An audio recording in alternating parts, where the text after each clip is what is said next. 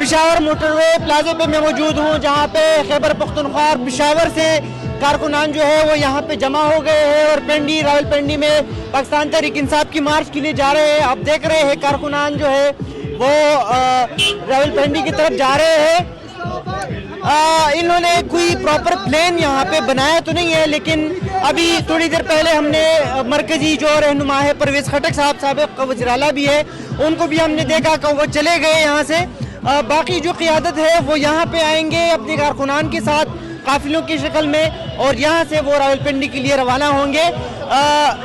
चारसद्दा मर्दान के जो लोग हैं वो रशाकई इंटरचेंज पर जमा होंगे और वहाँ से वो रावलपिंडी की तरफ जाएंगे। इसी तरह मलाकन डिवीज़न की जो असला की जो कारकुनान है PTI की, वो जो है वो कर्नल शेर खान इंटरचेंज पर जमा होंगे और वहाँ से जाएंगे।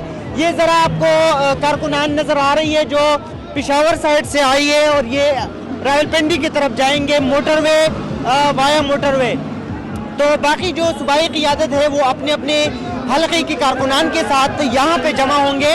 मेरा नाम रहमतुल्लाह है और हम रिजवान बंगश, चूँकि हमारा लीडर है पेशावर को लीड कर रहा है। यहाँ पर ये जो स्पेशल शर्ट बना हुआ है ये ख़ास कर रिजवान भाई ने ख़ुद बनाया हुआ है, और ये जो हमारी टीम यहाँ पर रिजवान बंगश का पूरा टीम जो मौजूद है इसका पूरा प्लान इस्लामाबाद जाना है, और वहाँ पर जो हमारे खान साहब ने एक फाइनल कॉल दिया है इसके हिसाब से हम चलेंगे इंशाल्लाह। ये हमारा जो तहरीक है ये पुरअमन तहरीक है और हम पुरअमन एहतजाज रिकॉर्ड करेंगे, पुरअमन तहरीके से जाएंगे और पुरअमन तरीके से आएंगे। अच्छा, क्या बताया है कायदीन ने कि वहाँ पे धरना होगा, एहतजाज होगी, वापस आएंगे, क्या है? अगर कायद ने फरमाया कि धरना होगा तो धरना होगा, अगर उसने कहा कि लड़ना होगा तो हम लड़ेंगे।